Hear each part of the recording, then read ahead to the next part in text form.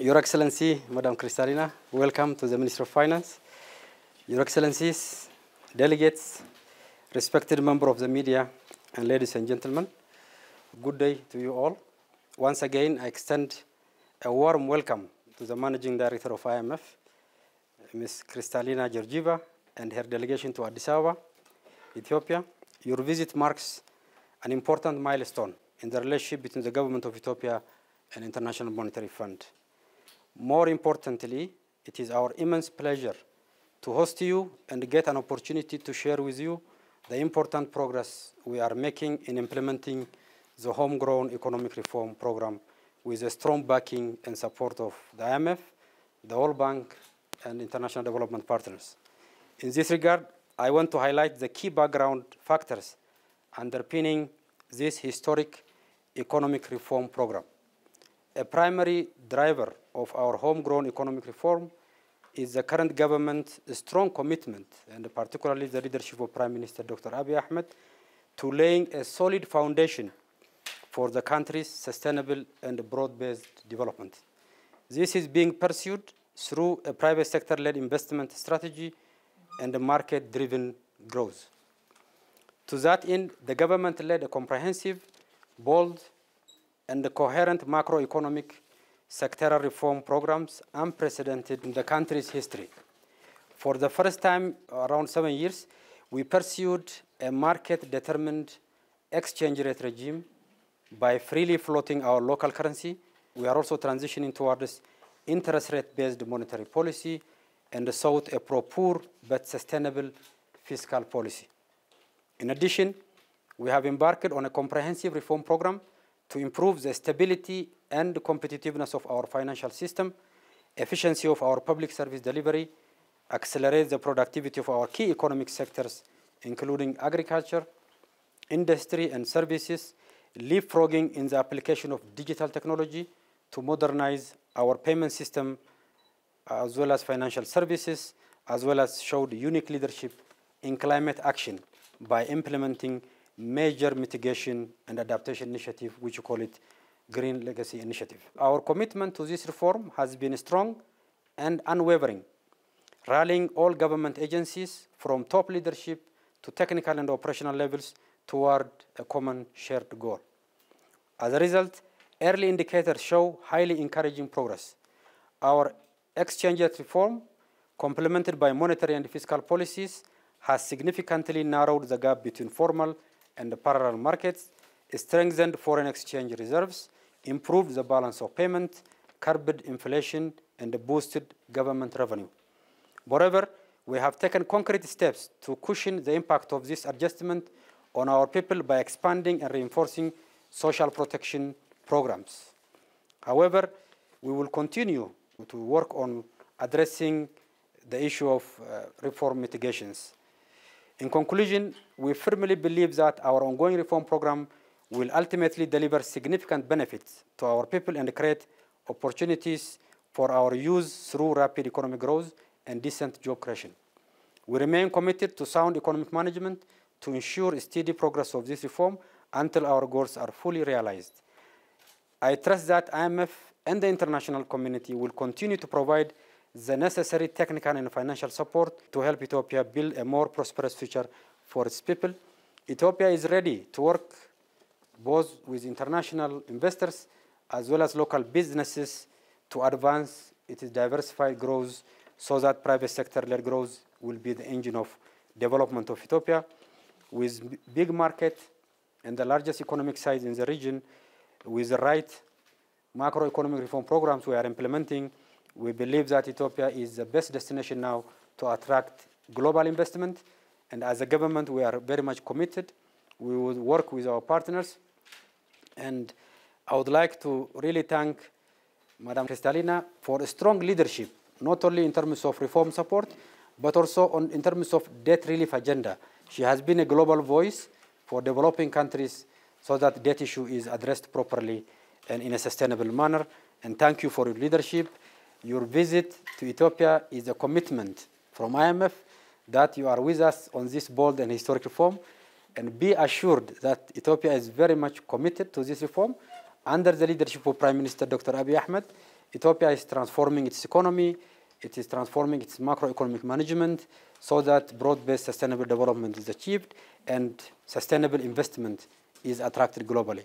Thank you very much. I want to start by expressing my gratitude to Prime Minister Abiy Ahmed, to the co-economic team of the Ethiopian government for the warm welcome and for the constructive engagement during my short but very rich in impressions visit.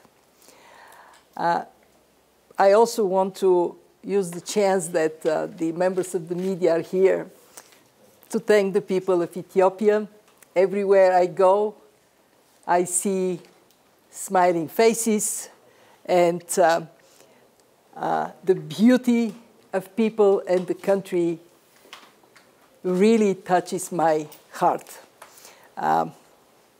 Let me sum up the outcome of this visit in the following 3 short points. First, the IMF has shown trust in Ethiopia. Ethiopia is proving that it earns this trust. The largest concessional program we have ever financed, $3.5 billion, is to support the transformation of the Ethiopian economy, to move firmly in exchange rate regime that allows businesses to flourish, to eliminate obstacles to private sector investments so more jobs can be created and the country can see better standard of living. We have disbursed already about $1.5 billion. Please notice that has been done quite rapidly because of the strong achievements in the early months of the program.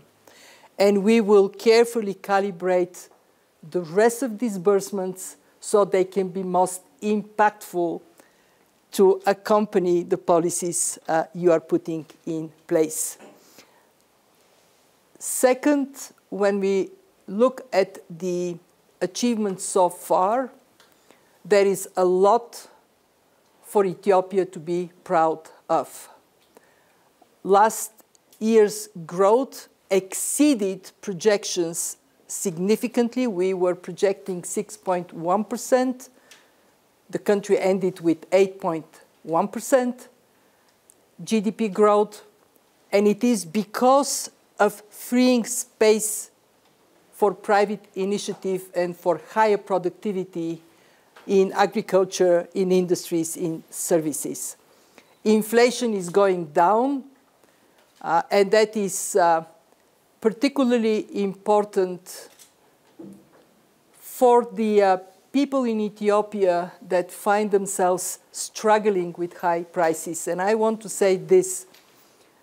Inflation has been a problem all over the world, but it is particularly taxing for poor countries and for poor people. And this is why we find it very important to stay the course in the reforms, to expand economic activity, fight inflation, bring the cost of living down. Very significant achievement is in the increase in exports that generates revenues for Ethiopia. And I do hope we would see even more in the days to come. Investments are increasing. We hope to see more. And I want to say this. My last visit to Ethiopia was in 2018. Yesterday, I spent quite a lot of time just going around Addis Ababa. The city has transformed so much for the better. It is so visibly now a place where businesses can thrive and people can enjoy the urban environment. And that transformation Minister Shide, is what we have to make sure continues. And that takes me to my third and last point. What next? What next is stay the course. Transforming an economy is not instant coffee. It takes time. It takes determination, and it takes the political will of the government as well as the support of people in Ethiopia. I am confident that this country will grow economically, and it would grow in terms of its significance for the neighborhood and for the whole continent of Africa. I just finished a visit in the Adwa Museum. You, Ethiopia, you made Africa proud once. And I'm so confident at the conclusion of my visit, you will make Africa proud again with the strength of your economy and the vibrancy that it will demonstrate. It is not an easy time.